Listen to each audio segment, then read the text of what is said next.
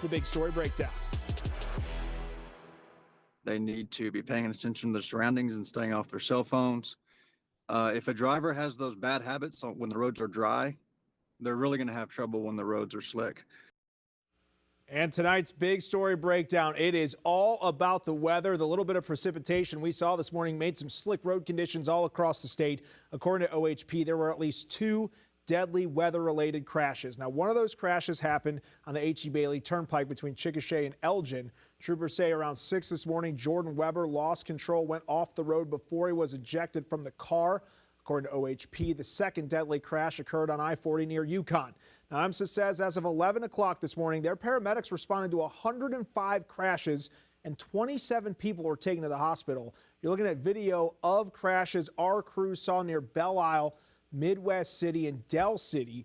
First responders believe a lot of the crashes were because of drivers underestimating the road conditions. What we're seeing on the roads today, at least where I'm at in the state, is the roads are wet, but when they get to the bridges, those are icy. So they have a false sense of security as they approach the bridges, any abrupt change of direction or quick braking, and they've lost control and they've crashed. OHP says we also saw more than 200 non-injury wrecks between midnight and 9 this morning. So we're bringing in Fox 25's Chief Meteorologist Jack Gerfen, walking us through what we saw with this system. And Jack, really lucky for us that there just wasn't a whole lot out there. Yeah, and that's also the problem, too, with explaining things. In the past couple days leading up to this event, we've been talking about how light this precipitation was going to be. That's the problem. People leave from their houses or their apartments through their parking lot or the driveway. It's problem. They go into their main roads, there's no problem. Even merging onto the interstates, there's no problem. And then you encounter our bridges. That's what we had our issues on there. But Adam, as you can see, we had hardly any precipitation out there. We're talking 1/100 of an inch, 2/100ths of an inch of precipitation. And that was just the freezing rain that we did have out there. But again, it was just a very difficult forecast in terms of knowing when this was going to actually begin to start making its way to the ground. We had actually a little bit more rain shower activity than kind of initially anticipated. And so we knew that there was going to be that chance for light precipitation. That is what we got. But all of those rain showers that we had from this morning kind of made the atmosphere just more primed to produce the outcome that we did have this morning.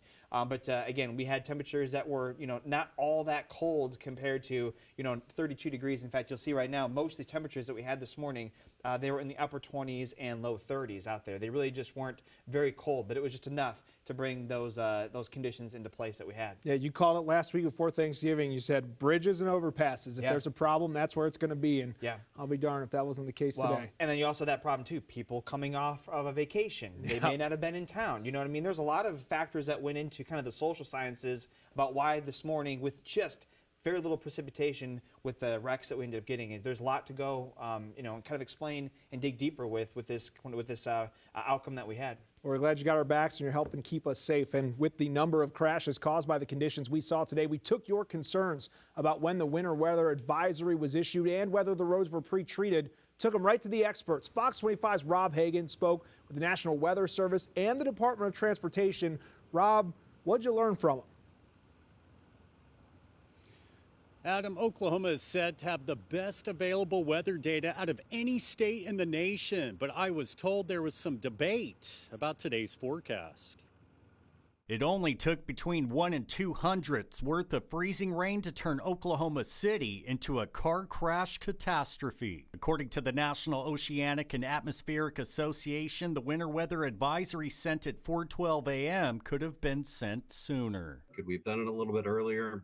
Yeah, we're kind of having some discussions in-house, just trying to figure out how to do things maybe differently next time. Mark Fox says there are 13 meteorologists on rotating shifts with the National Weather Service in Oklahoma, with 3 that can fill in when needed. But the 80% chance of nothing happening turned into calamity. This is the one that allows meteorologists like myself to have a lot of gray hair and more out there. The Oklahoma Department of Transportation says crews were mobilized early Monday morning in Oklahoma City and Tulsa to treat the elevated highway and interstate bridges and overpasses that experienced a, quote, black ice event. ODOT says pre-treatment was not applied due to forecasts trending lighter to no precipitation precipitation in the Oklahoma City and Tulsa metros. You don't have to wait for the winter storm warning or the ice storm warning or whatever else is going to be. A winter weather advisory does mean we are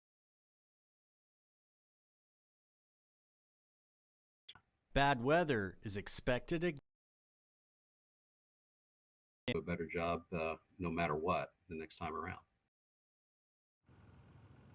Now, ODOT says to increase your following distance and avoid any rapid sudden changes like hard braking or sharp turns in winter weather. Above all else, please slow down to save lives. Live at ODOT, Rob Hagan, Fox 25 News. Thank you, Rob. And the city of Oklahoma City says they also did not pre-treat the roads. Their crews monitored the weather overnight, did go out, treat bridges and overpasses along the city's snow routes early this morning. Those areas on this map marked in blue.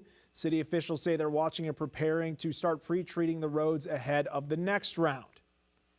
To have to get ready on Wednesday for potential bad weather on Thursday morning. So we want everybody to go to okc.gov.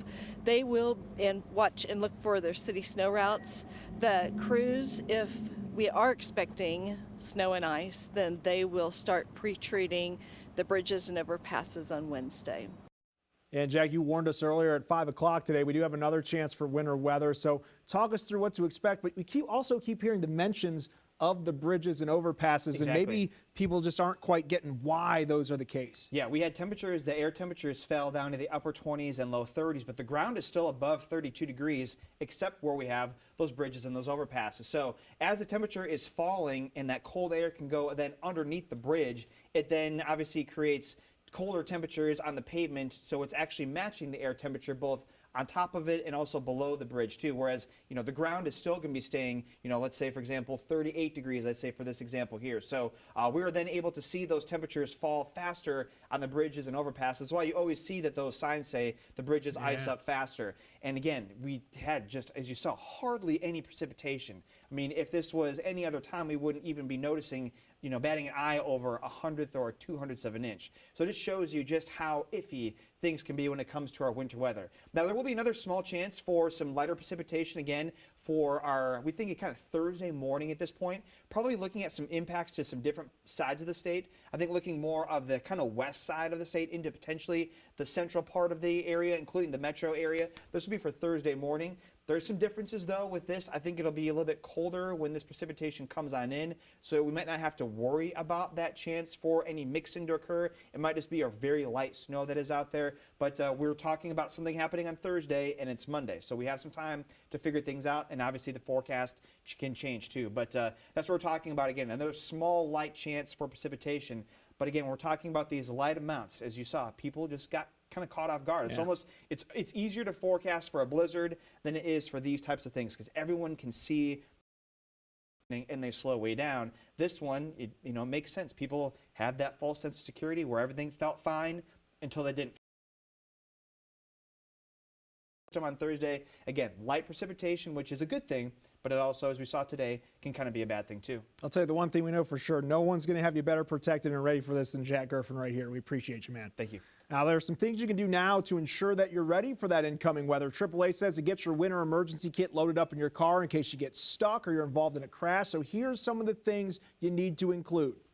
Blankets, extra coats and hats and gloves, some basic tools if you need to make some repairs, things like that you might need to stay safe and maybe extricate yourself from a slippery spot.